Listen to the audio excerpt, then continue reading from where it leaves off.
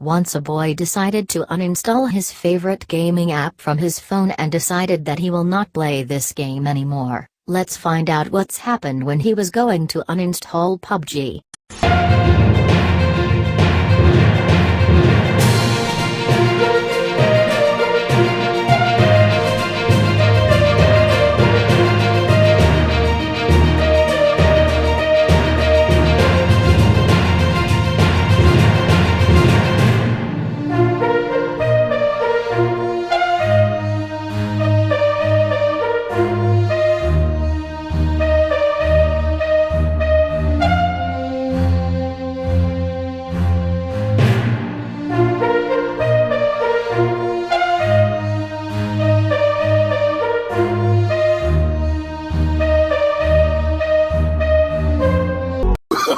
Oh, no, no, no, no.